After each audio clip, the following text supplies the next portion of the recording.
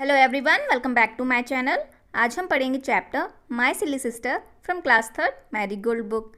अच्छा, तो आप लोग ये बताइए, जब हमारे घर में जब छोटे बच्चे होते हैं, कभी कभी उनकी हरकतें हमें बहुत सिली लगती हैं, बहुत बेवकूफ़ी वाली लगती हैं। क्यों? क्योंकि जैसे कभी वो बाहर खेल रहे हैं तो मिट्टी मुंह में ले लेते हैं, या हमने उनको कोई खिलौना खेलने को दिया तो वो भी मुंह में लेने लगते हैं, और उनके सामने से कोई भी खिलौना हिलाया तो इतना खुश हो जाते हैं जैसे कि क्या कर लिया। तो बस ये इसमें जो ये बच्चा है वो अपनी छोटी सिस्टर के बारे में बताता है कि वो उसको कितनी सिली लगती है। तो अब हम शुरू करते हैं अपना chapter. Mother, your baby is silly, she so very childish, she does not know the difference between the lights in the streets and the bright stars. तो जो लड़का होता है वो अपनी माँ से बोलता है, मम्मा, आपका जो बेबी है, आपकी जो बच्ची है, ये बहुत ही बचकाने जैसी हरकत करती है। उसको तो ये भी नहीं पता जो सड़कों पे लाइट लगी रहती हैं और जो आसमान में तारे हैं उनमें अंतर क्या है। When we play with pebbles, she thinks they are real food. She even try to put them into her mouth. जब हम पत्थरों के साथ खेलते हैं, कंकड़ों के साथ खेलते हैं, उसको लगता है कि ये सचमुच का खाना है। वो पत्थर को अपने मुंह में रखने की कोशिश करती है। When I open a book before her and ask her to learn her ABC, she tears the pages with her hands and rolls with joy at nothing. जब भी मैं उसके सामने बुक खोल के बैठता हूँ और उसको सिखाता हूँ कि ABC पढ़ो, तो वो क्या करती है कि सारे पन्नों को फाड़ देती है अपने हाथों से, और बड़ा ही खुश होकर चिल्लाती है जैसे कि उसने कुछ किया ही नहीं। This is your babies way of doing her lessons. ये उसका तरीका है पढ़ने का। When I shake my head at her in anger and scold her or call her naughty, she laughs and think it great fun. जब भी मैं गुस्से में अपना सिर हिला के उसको डांटता हूँ, स्कॉल्ड मतलब होता है डांटना, उसको डांटता हूँ और उसको बोलता हूँ कि तुम बहुत ही शरारती हो रही हो, तो वो ज़ोर ज़ोर से हंसती है जैसे कि वहाँ कोई मजाक चल रहा हो। Everybody knows that father is away, but sometimes I call out father playfully. She looks quickly about her in excitement and thinks that father is near. सबको पता है कि अभी पापा जो हैं वो बाहर हैं, लेकिन कभी कभी मैं ऐसे ही बोल देता हूँ पापा, तो वो ऐसे देखने लगती है, इतनी उत्सुकता होकर देखने लगती है जैसे कि पापा पास में ही हो। Sometime I hold a class with the donkeys that our washerman bring to carry away the dirty clothes. कभी कभी मैं गधों के सामने क्लास लेने लगता हूँ, जो वो गधा जो हमारा धोबी लेके आता है गंदे कपड़ों ले जाने के लिए। वॉशरमैन मतलब होता है धोबी, जो गंदे कपड़े हमारे ले जाता है धोने के लिए, उसको हम बोलते हैं washerman. I warn her that I am the schoolmaster and that she better not make any noise. Only then she keeps quiet. I insist that she should call me दादा। फिर मैं वहाँ वार्न करता हूँ, सावधान करता हूँ कि मैं यहाँ का स्कूल मास्टर हूँ, खबरदार अगर किसी की भी आवाज़ आई, बस वही टाइम वो शांत रहती है और मैं उसको जोर देता हूँ कि वो मुझे दादा बोले।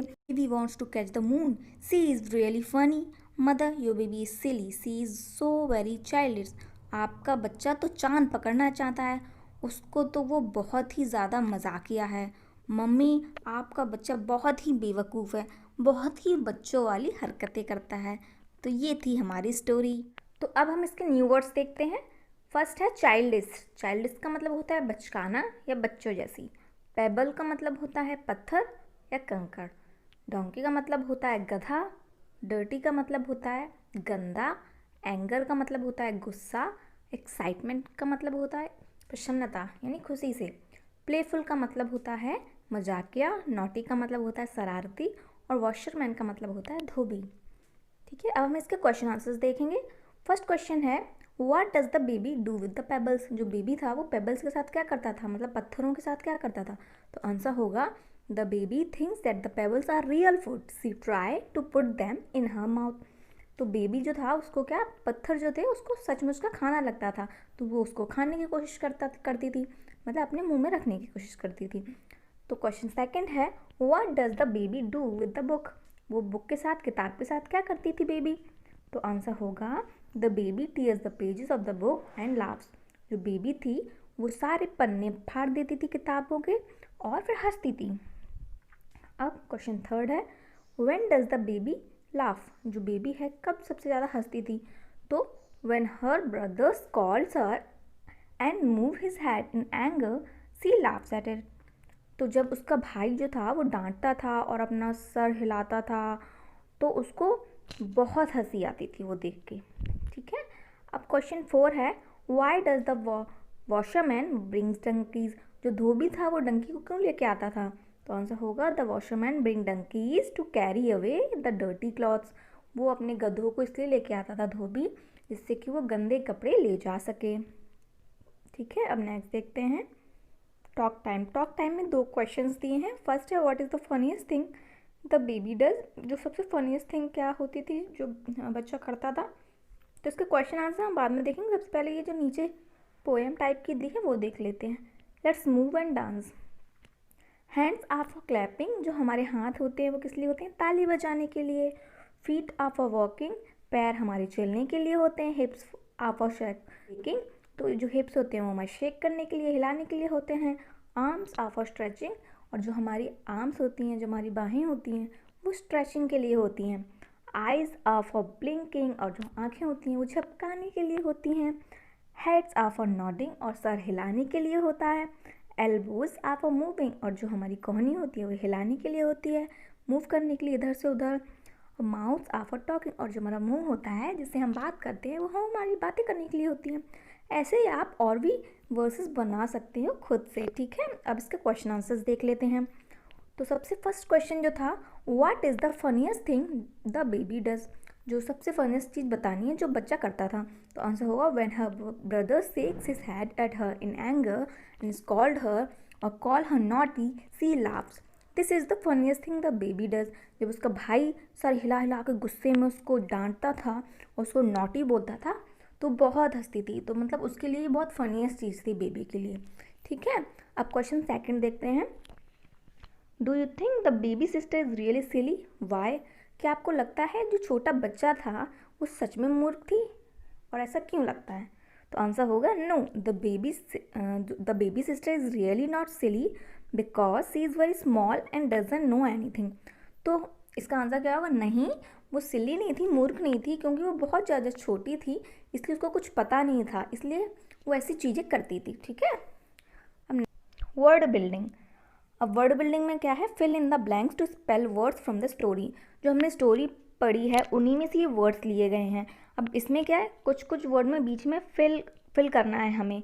जैसे S I dash dash Y, यानी सिली हो जाएगा इसका, SILLY।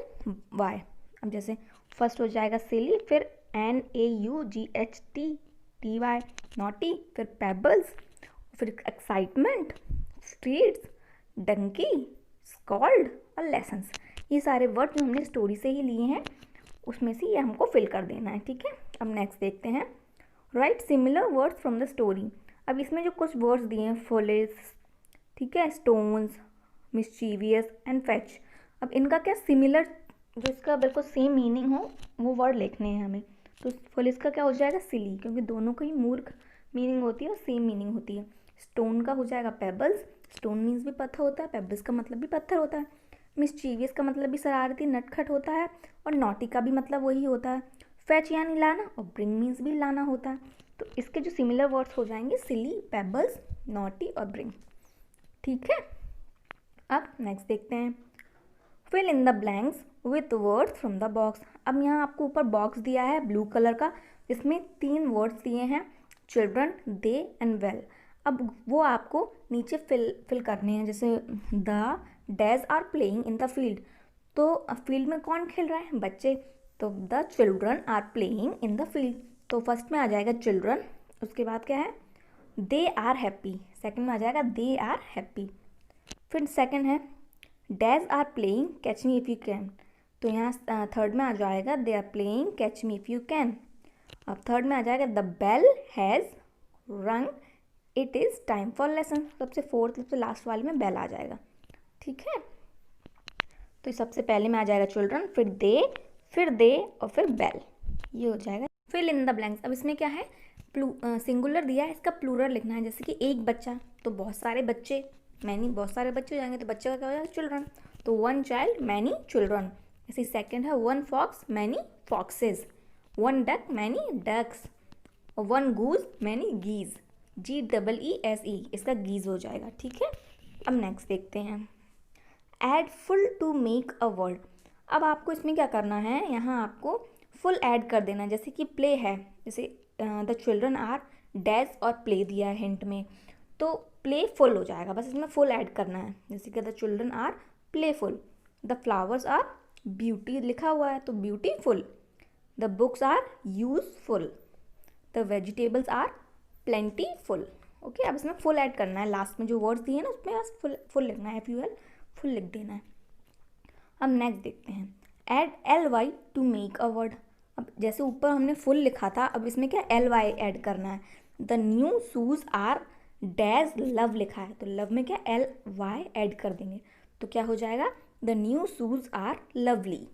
जैसे ही इज डैज स्मार्ट तो क्या हो जाएगा, इसमें क्या लिखा है रियल तो रियली, तो हो जाएगा ही इज रियली स्मार्ट।